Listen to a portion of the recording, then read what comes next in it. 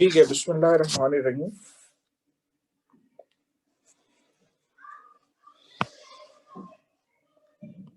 आपसे बात कर रहा हूँ आगे। देखिए, आपसे बेटा हार्मोन्स के बारे में बात हो रही थी। मैंने कल जाते जाते आपको थाइमोसिन हार्मोन जो है इसके बारे में भी बताया है, जो थाइमस रिलीज करता है और उसका बेसिकली वर्क क्या है,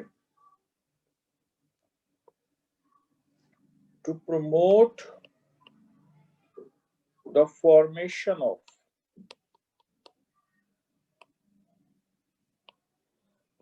लिम्फोसाइट्स।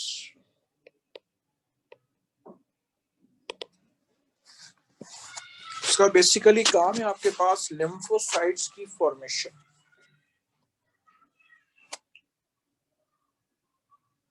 ठीक है, इसका काम है लिम्फोसाइट्स की फॉर्मेशन।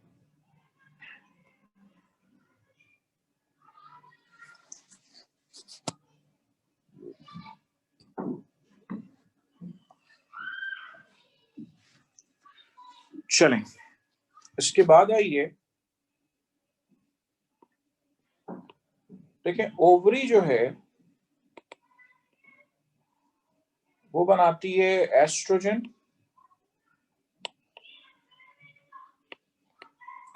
और बनाती है प्रोजेस्टेरॉन।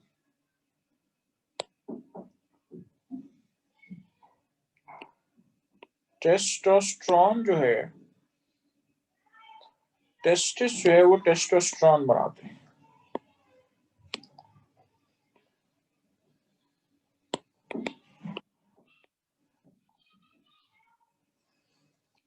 ठीक है, टेस्टिस जो है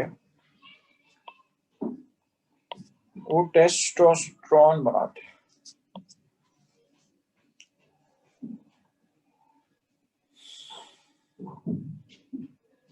ठीक है, ईस्ट्रोजन और प्रोजेस्टेरॉन जो है सेकेंडरी कैरेक्टर्स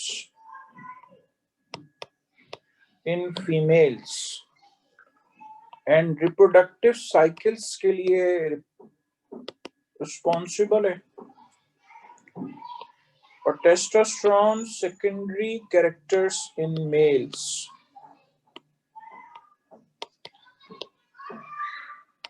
और रिप्रोडक्शन में रोल प्ले करता है। चैप्टर 4 आप इन हार्मोन्स की डिटेल में वर्किंग सुनेंगे। ठीक है, यहाँ पे चैप्टर में आपके पास ऐसा कुछ भी नहीं दिया हुआ। आपके जहन में एक बात आएगी, सर एड्रिनल कॉर्टेक्स भी तो एस्ट्रोजन, प्रोजेस्टेरॉन और टेस्टोस्टेरोन रिलीज करता है। मैं थोड़ी सी बात उनके बारे में बता दूं कि वो बहुत थोड़ा सा अमाउंट रिलीज करते हैं। असल में ये ओवरी और टेस्टिस करते हैं।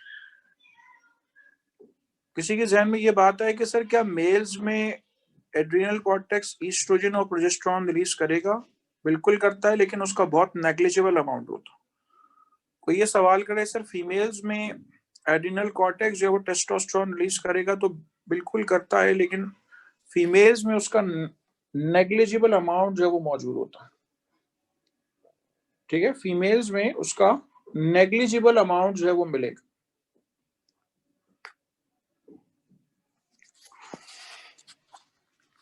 चलें, तो ये आपके पास मुख्तलिफ हार्मोन्स के बारे में बात हो गई। अब उसके बाद आपसे बात करूंगा mechanism of action of different hormone. इसमें से कुछ नोट करना है तो करें।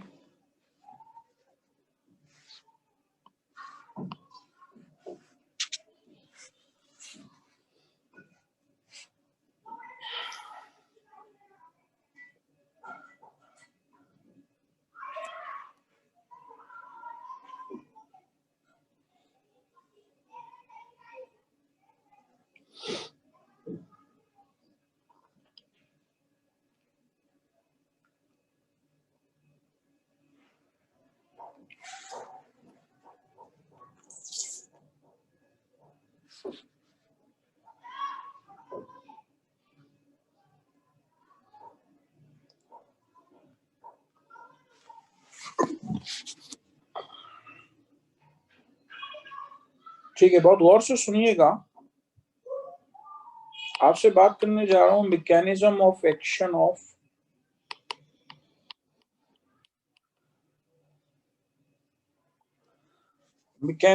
Action of hormones.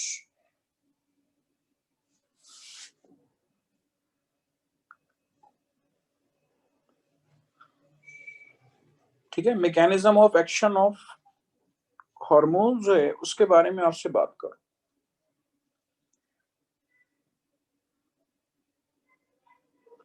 कि हार्मोन्स का मैकेनिज्म ऑफ एक्शन जो है वो एक्चुअली क्या हो।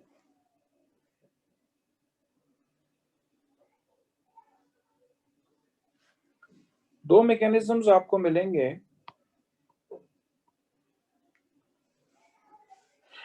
एक है आपके पास सेकंड मैसेंजर मैकेनिज्म,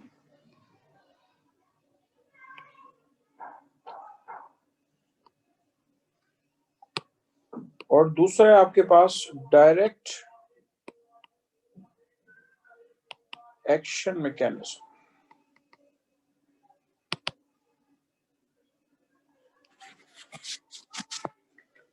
सबसे पहले आपसे बात करने जा रहा हूं सेकंड मैसेंजर मैकेनिज्म के बारे में।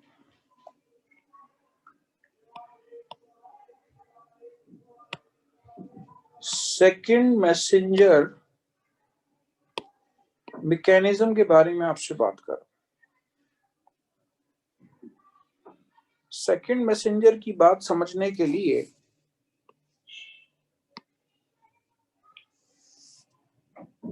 जरा ये डायग्राम देख लीजिएगा।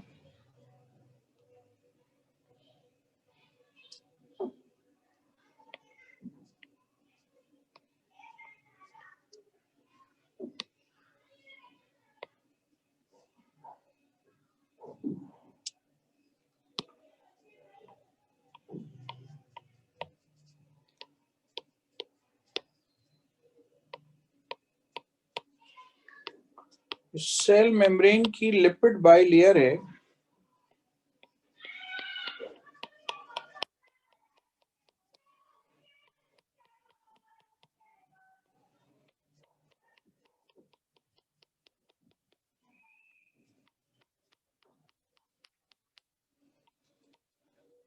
ठीक है, ये सेल मेम्ब्रेन की लिपिड बाइलेयर है। और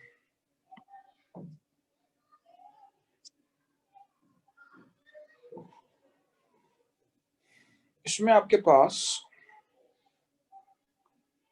मैं आपको ये बताने जा रहा हूं कि सेकंड मैसेंजर मैकेनिज्म के जरिए हार्मोन्स कैसे काम करते हैं।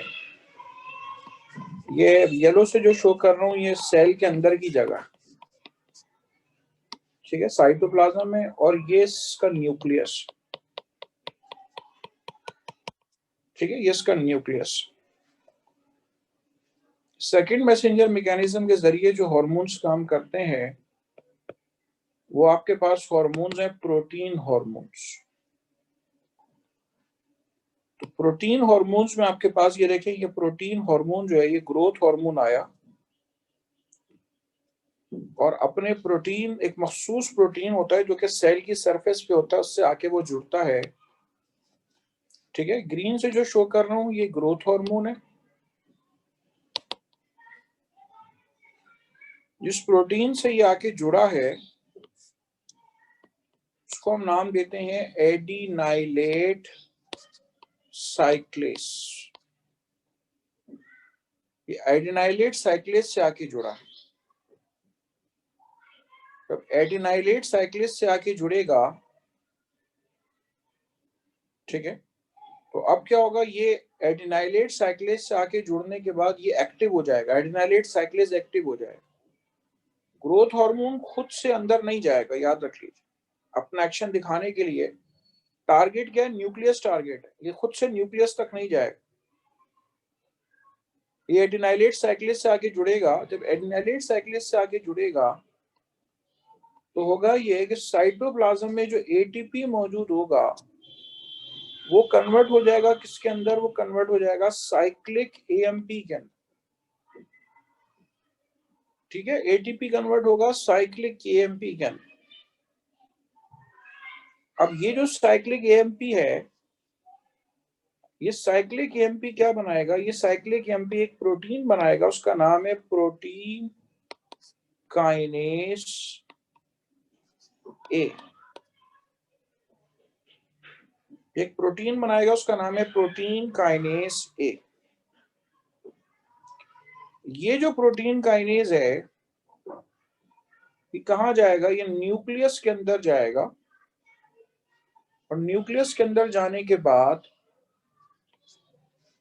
जीन्स को एक्सप्रेस कराएगा जो कि सेल डिवीजन करा सकते हैं। उन जीन्स को वो एक्सप्रेस कराएगा, ठीक है। जब वो उन जीन्स को एक्सप्रेस कराएगा तो एक्सप्रेस कराने पर अब क्या होगा? सेल डिवीजन शुरू हो जाएगी, ठीक है। सेल डिवीजन शुरू हो जाएगी जो कि ग्रोथ हार्मोन का मकसद है। उसको हम कहते हैं सेकेंड मैसेंजर मैकेनिज्म, या दूसरे कासिद का रोल। आप देखें ग्रोथ हार्मोन खुद न्यूक्लियस में नहीं गया, बल्कि उसने अपना मैसेज किसी और के जरिए न्यूक्लियस तक पहुंचाया। एक बार रिपीट कर रहा हूं, पिट्यूटरी ग्लैंड से ग्रोथ हार्मोन ब्लड में आया, ब्लड से आया बॉडी के सेल्स में। सेल की सरफेस पे जो रिसेप्टर्स मौजूद होंगे, तो वो रिसेप्टर्स मौजूद होंगे for example adenylate cyclase. Adenylate cyclase आगे कंबाइन हुआ तो एडिनाइलेट साइक्लेस क्या हो गया? एक्टिव हो गया। एडिनाइलेट साइक्लेस साइटोप्लाज्म में पड़े हुए एटीपी को साइक्लिक एएमपी में कन्वर्ट करेगा। साइक्लिक एएमपी जो है वो साइटोप्लाज्म के अंदर प्रोटीन काइनेज ए बनाएगा। ये प्रोटीन काइनेज ए न्यूक्लियस के अंदर जाएगा और ग्रोथ कराने वाले जीन से कंबाइन होगा। इससे क्या होगा? सेल डिवीजन शुरू हो जाएगी। तो इसको हम नाम देते हैं सेकंड मैसेंजर मैकेनिज्म। करें, नोट करें इसको।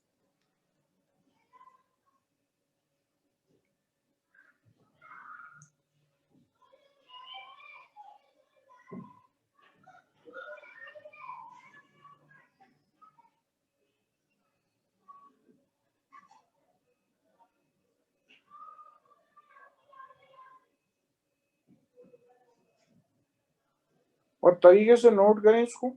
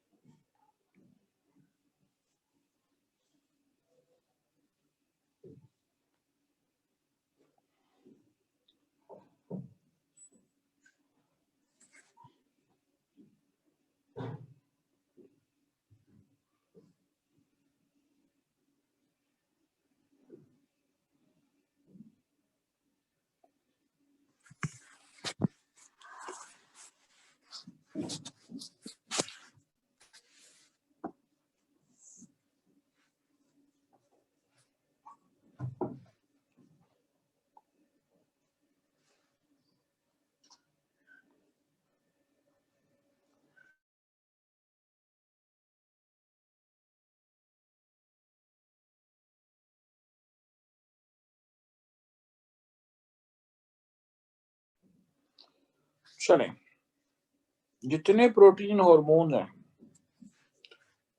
प्रोटीन हार्मोन्स की तादाद ज्यादा है कि मैं आपको सारे प्रोटीन हार्मोन्स बताऊं।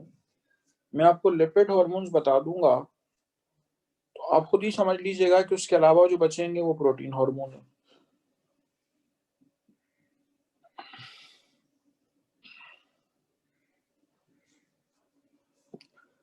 ग्रोथ हार्मोन आने के बाद अपने रिसेप्टर एडिनाइलेट साइक्लेस से कंबाइन हुआ। एडिनाइलेट साइक्लेस पहले इनएक्टिव था, अब एक्टिव हो गया।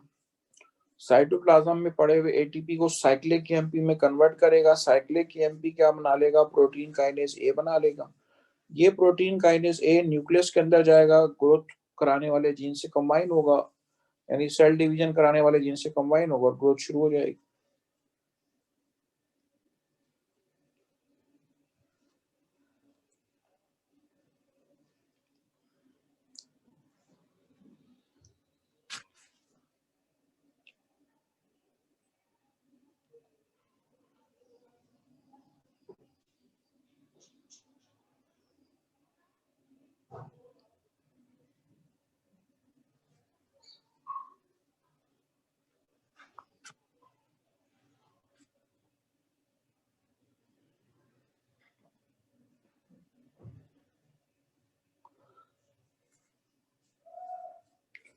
प्रोटीन काइनेज ए, तो पढ़ते ही प्रोटीन काइनेज ए।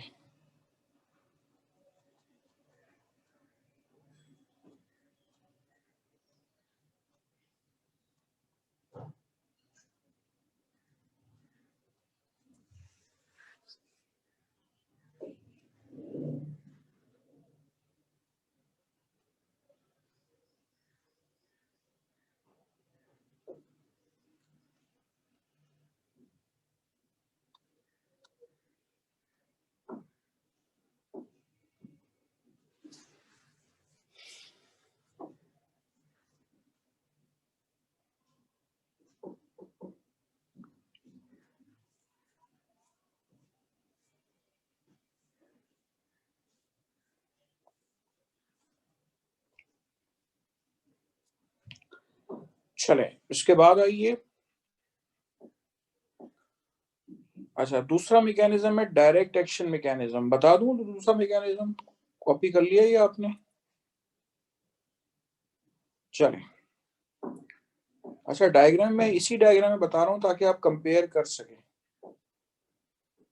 अब देखें बेटा, डायरेक्ट एक्शन मैकेनिज्म में वो हार्मोन्स काम करते हैं जो कि लिपिड इन नेचर होते हैं। अब देखें, ये एक लिपिड हार्मोन आया, ब्लैक से दिखा रहा हूं स्क्रीन पे। ये लिपिड हार्मोन आया और ये लिपिड हार्मोन वॉल को क्रॉस करके साइटोप्लाज्म में चला जाता है। ठीक है, वॉल को क्रॉस करके साइटोप्लाज्म के अंदर चला जाता है।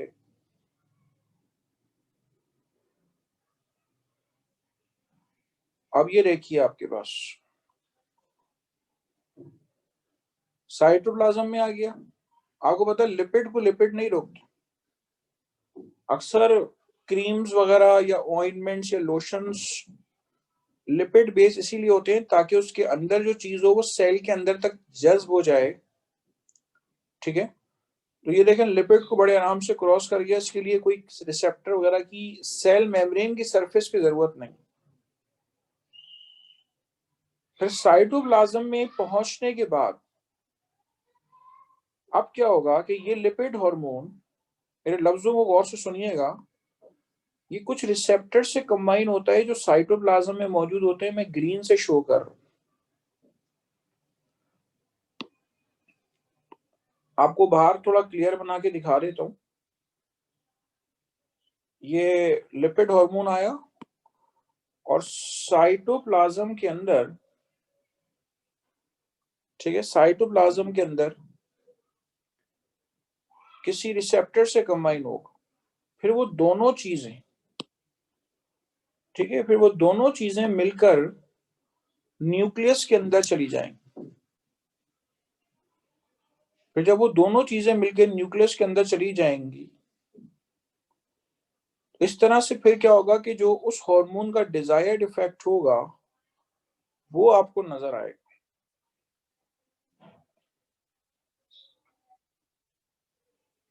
ठीक है, उस हार्मोन का जो डिजायर्ड इफेक्ट होगा फिर वो आपको नजर आएगा इस तरीके से। इसे कहते हैं डायरेक्ट एक्शन मैकेनिज्म। यानी कि सेल की जो सरफेस है उस पर कोई रिसेप्टर नहीं चाहिए, बल्कि ये डायरेक्टली क्या करता है, डायरेक्ट सेल के अंदर चल पहुंच जाता है। करें इतना नोट करें, फिर मैं आपको अगली स्लाइड पे, नेक्स्ट पेज पे आपको नाम बताता हूँ लिपिड हार्मोन्स के।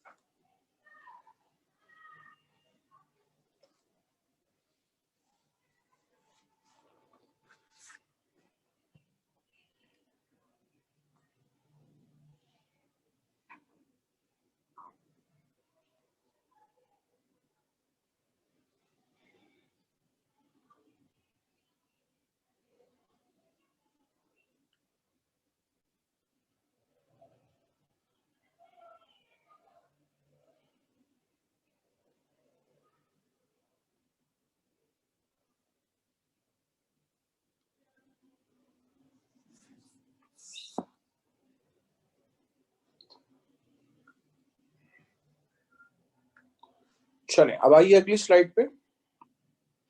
आपको ये बताने जा रहा हूं लिपिड हार्मोन्स कौन कौन से होते हैं।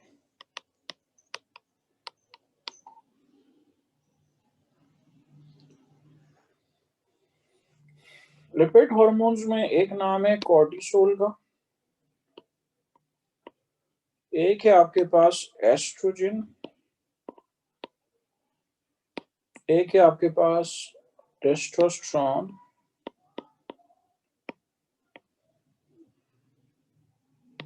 प्रोजेस्टेरोन।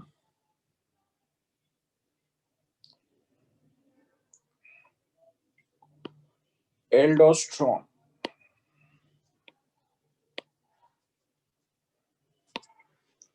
ये लिपिड हार्मोन्स हैं।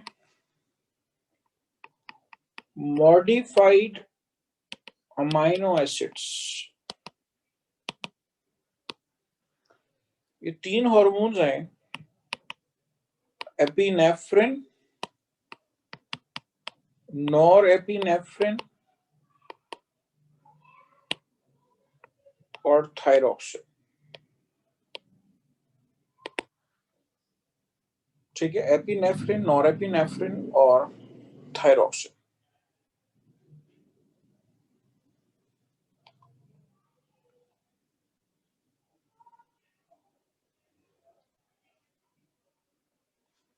इसके अलावा आपने इसके अलावा ऑल द रेस्ट जितने भी पढ़े हैं सारे प्रोटीन हार्मोन्स,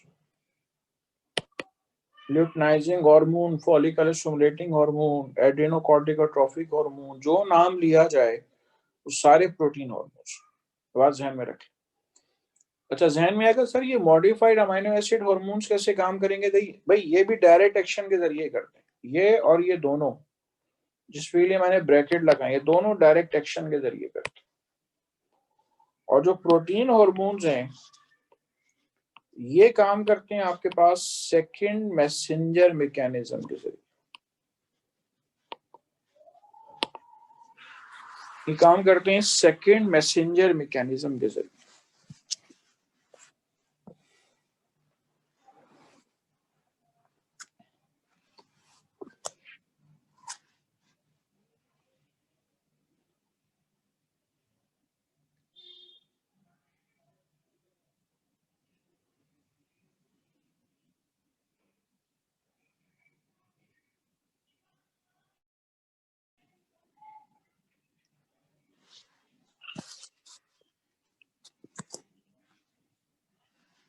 कर लें, नोट कर लें।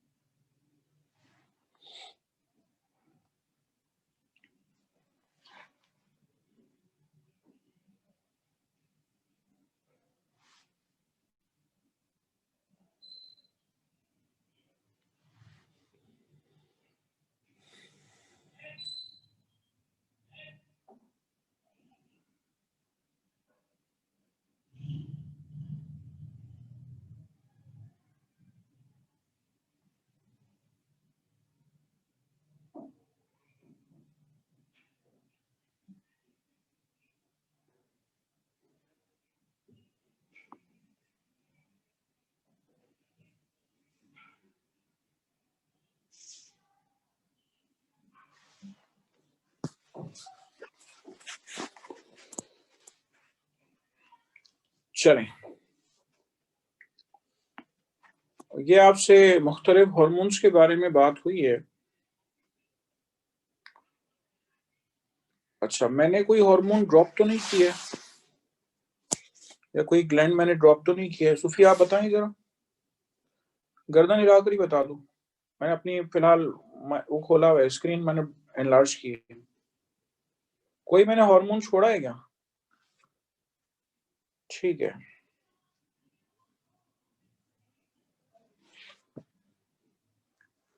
चलें, इसके बाद आइए बेटा आपसे बात करूंगा आगे। कोई आप में से बता सकता है फेरोमोन्स, हार्मोन्स में और फेरोमोन्स में क्या फर्क है? आपके एग्जामिनेशन पॉइंट ऑफ व्यू से एक चीज बड़ी मैटर करती है कि आपको ये पता हो कि हार्मोन और एंजाइम में क्या फर्क है। वो डिफरेंस आपको आना चाहिए। वो मैं आपको फर्स्ट ईयर में ही बता चुका हूँ, लेकिन मैं फिलहाल आप लोगों से पूछ रहा हूँ कि फेरोमोन्स में और हार्मोन्स में क्या फर्क है, कोई बता सकते हैं? आपके एग्जाम में फेरोमोन और हार्मोन का डिफरेंस आएगा नहीं, लेकिन आपको बेसिक नॉलेज होना चाहिए। आपकी किताब में सिर्फ नाम लिखा हुआ है फेरोमोन का, तो फेरोमोन और हार्मोन में क्या फर्क है?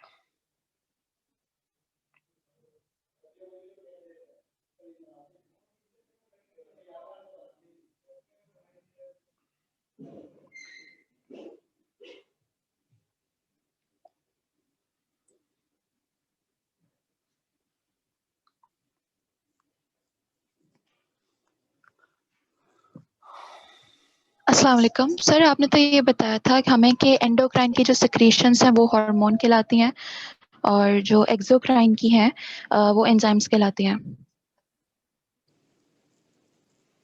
मैं अपनी बात पे कायम हूँ, पक्का कायम हूँ। मैंने अपनी स्टेटमेंट चेंज ही नहीं की। आप कहें तो मुझसे लिखवा के कहीं सिग्नेचर ले लें, अपनी स्टैम्प भी लगा देता हूँ। ठीक है, इसमें कोई दो राय नहीं है जो मैंने कहा है। ठीक है, और दो गवाह भी ले आऊंगा मैं, उसमें कोई मसला नहीं है। ठीक है, बच्चे गवाही दे देंगे मैंने यही कहा है। तो इसमें फेरोमोन कहाँ आ गया? तो मैं अज्यूम करी थी, जैसे आपने हमें कहा था कि एंडोक्राइन की सिक्रीशन जब वो हार्मोन कहलाती, तो मैं अज्यूम करती कि फेरोमोन का मतलब होगा वो एंजाइम होते होंगे, इसलिए।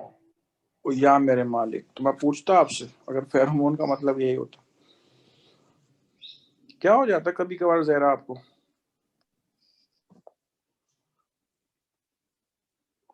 जी,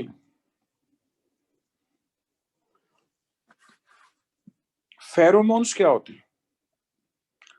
चलें, आपको शायद मैंने कभी ये, कुछ बच्चों को शायद ये कहानी सुनाई भी होगी, मैं बताता हूँ। लेकिन कोई चींटी अगर मरती है तो उसके जिस्म से एक एसिड निकलता है, इसको कहते हैं 10 डिकोइक एसिड। नाम तो अच्छा खासा बड़ा है, मुझे सिर्फ ये इतना ही नाम याद है, 10 डिकोइक एसिड, ऑर्गेनिक एसिड है। उसके जिस्म से निकलता है, उस वो वेपर्स में कन्वर्ट होता है, और वो वेपर्स उसकी साथी चींटियों तक खुशबू की शक्ल में पहुंचते हैं। तो उसकी साथी चींटियां समझ जाती हैं कि हमारी कोई सहेली मर गई है, तो वो उस चींटी को उठाती हैं और कचरे में डाल के आ जाती हैं। जब हम छोटे थे तो हम देखते थे कि अक्सर चींटियां जो है वो किसी चींटी को उठा के लेके जा रही होती थी। मैंने तो देखी है। ठीक है, बहुत सारी चूटियां एक चूटी को उठा के लेके जा रही, तो वो दरअसल कचरे में फेंकने जा रही होती। मैंने किताब में पढ़ा है वाइट एंड डेविस पैक में कि साइंटिस्ट ने ये ऑर्गेनिक एसिड 10 डिकोइक एसिड जिंदा चींटियों पे छिड़क दिया, तो कुछ दूसरी चींटियां आई, इन जिंदा चींटियों को ही उठा के चलती बनी और कचरे में फेंक के आ गई। तो वहां लिखा हुआ था कि वो जो जिंदा चींटी जो कचरे में चली गई थी, वो आके एतराज करती हैं, अभी तो हम मरी नहीं थे, हमें तुम क्यों फेंक के आ गई। तो जब चींटी मरती है तो उसके जिस्म से 10 डिकोइक एसिड निकलता है, और चींटी को जब खाना मिलता है, किसी चींटी को जब खाना मिलता है तो उसके जिस्म से एक एसिड निकलता है, उसका नाम है 9 डिकोइक एसिड। किसी चींटी को खाना मिलता है तो अपनी चींटियों को आवाज देके नहीं बुलाती कि मुझे खाना मिल गया आ जाओ, उसके जिस्म से 9 डिकोइक एसिड निकलता है, वो वेपर्स की शक्ल में उसकी साथी चींटियों तक पहुंचता है। वो उस खुशबू को तलाश करती हुई अपनी इस साथी चींटियों तक पहुंचकर खाना हासिल कर लेती हैं। ठीक है, मैंने आपको ये मिसाल दी। ये जो 9 डिकोइक एसिड है या 10 डिकोइक एसिड है, ये चींटी के फेरोमोन्स हैं कि जो बनते बॉडी के अंदर हैं लेकिन उनका टारगेट बॉडी से बाहर होता है। ठीक है, बनते बॉडी के अंदर हैं और टारगेट बॉडी के बाहर होता है, इनको हम कहते हैं फेरोमोन्स, PHEROMONES। मैं सिर्फ ये बात आपको जनरल नॉलेज के लिए बता रहा हूँ, आपकी किताब में फेरोमोन्स का लफ्ज लिखा हुआ है, और चींटी वाली बात से आपको याद रहेगा फेरोमोन्स का लफ्ज। इसके बाद आइए मजीद आपसे बात करूंगा। छोटा बच्चा जो होता है वो माँ के फेरोमोन्स को पहचानता है, इसीलिए माँ के अलावा किसी गोद में जाता है तो वो रोने लगता है। तो एक बच्चे की और मदर की एक अटैचमेंट होती है, this is all because of some pheromones. ठीक है, इसी तरह और भी फेरोमोन्स मौजूद हैं। मिसाल के तौर पे किसी जंगल में हिरन जो है वो महसूस कर रहा है कि शेर आ गया और वो पहले से भाग जाता है, तो शेर के जिस्म से ऐसे फेरोमोन्स निकलते हैं कि ये जानवर जो है ये अलर्ट हो जाते हैं।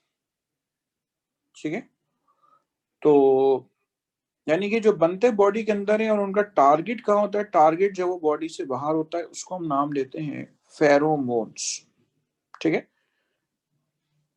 ये आप जरूरी नहीं है कि आप इनको एक्सोक्राइन ग्लैंड या एंडोक्राइन की हेडिंग में ही टर्म करें। ठीक है, क्योंकि फेरोमोन जिन चीजों से निकलते हैं वो एक्सोक्राइन ग्लैंड से मिलते जुलते होते हैं, तो हम इनको एक्सोक्राइनल सिक्रीशंस में ही काउंट कर सकते हैं।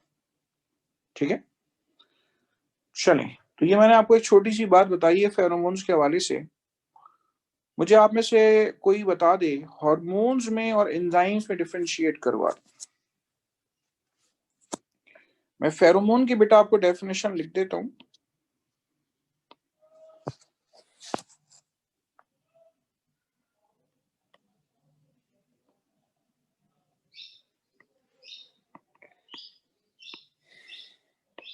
These are the chemical substances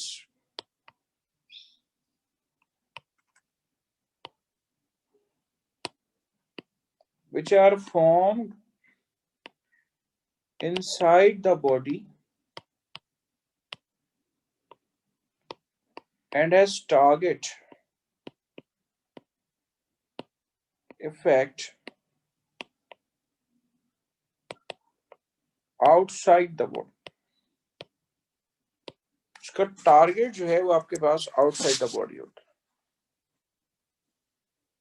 चलें, अब मुझे आप में से कोई एंजाइम में और हार्मोन में डिफरेंशिएट करवा दे।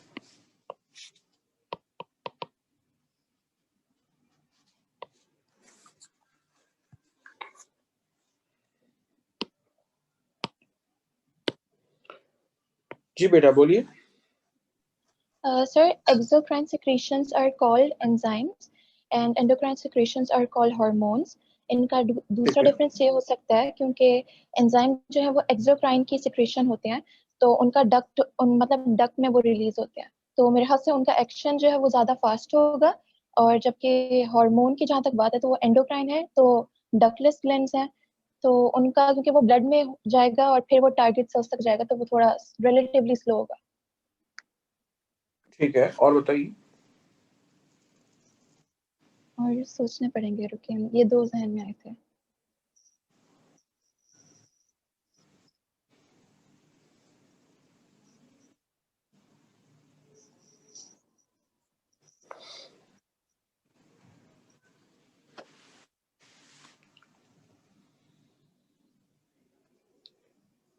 सर एग्जाम्पल भी आप तो आ लोग सोचें, सकती है।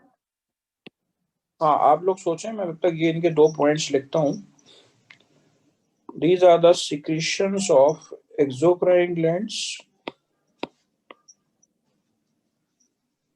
These are the secretions of exocrine glands.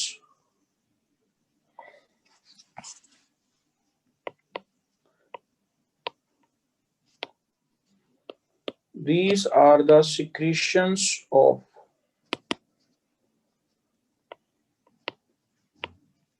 endocrine glands.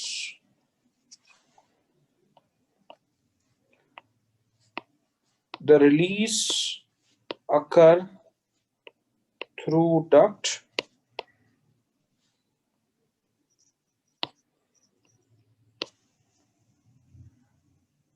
at the target site.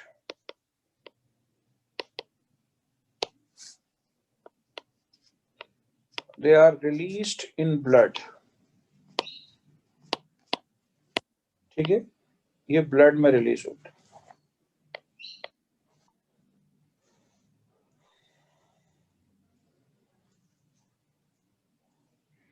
Rapid action और स्लो एक्शन वाली बात हम इसलिए नहीं कर सकते कि हार्मोन भी कुछ ऐसे हैं जिनका स्लो एक्शन है, जिसका रैपिड एक्शन है।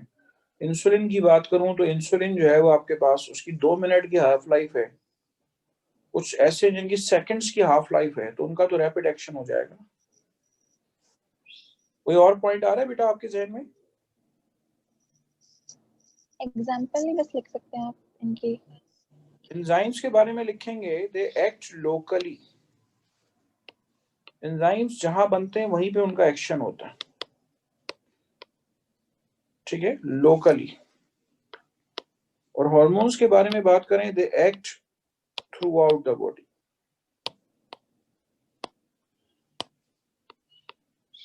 ठीक है, पूरी बॉडी में इसका एक्शन होता है।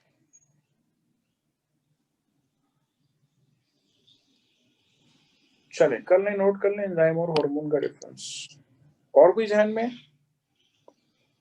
चलें एग्जाम्पल लिख लेंगे एंजाइम्स और हार्मोन्स। हार्मोन्स की एग्जाम्पल भी सबको पता है, एंजाइम्स की भी 10-12 एग्जाम्पल सबको पता है।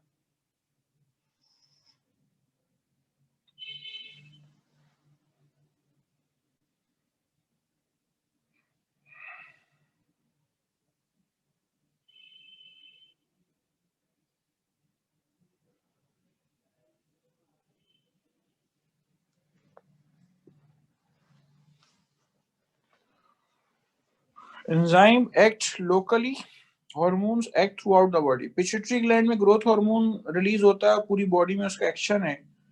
स्लाइवरी ग्लैंड से बना बकल कैविटी में एक्शन है। पेप्सिन स्टमक में बना, स्टमक में उसका एक्शन है। सक्रेज, माल्टेज वगैरह वहीं पे बने, स्मॉल इंटेस्टाइन में, वहीं पे उसका एक्शन है आसपास। तो एंजाइम जो है वो लोकली अपना एक्शन दिखाते हैं। अरे आप लोगों ने डिफरेंस बोला ही नहीं, एक बहुत अहम डिफरेंस है। Enzymes are made up of protein, hormones में बी प्रोटीनस और non proteinous in nature.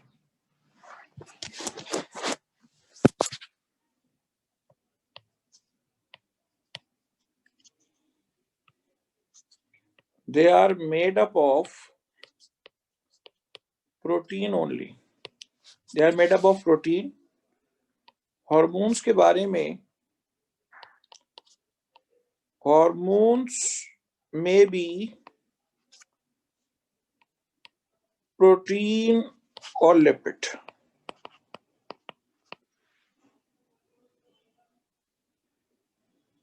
Hormone जो है वो प्रोटीन और लिपिड भी हो सकते हैं।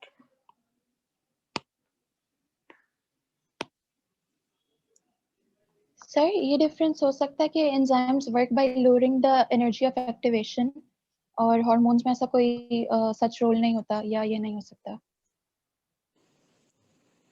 हॉर्मोन्स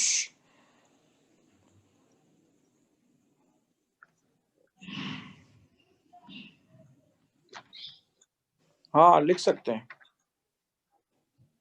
यानी कि ग्लूकोज की बात करें तो ग्लूकोज को सेल के अंदर एंटर करवा रहे, तो यहाँ पे एनर्जी ऑफ एक्टिवेशन की जो बात ही नहीं आएगी ना। एंजाइम या तो सिंथेसिस कर रहे हैं या ब्रेक डाउन कर रहे हैं। हार्मोन्स का तो काम ही अलग है कि भाई सेल के अंदर एंट्री करा रहे हैं, जीन्स को एक्सप्रेस करा रहे हैं। ठीक है, लिख सकते हैं बिल्कुल।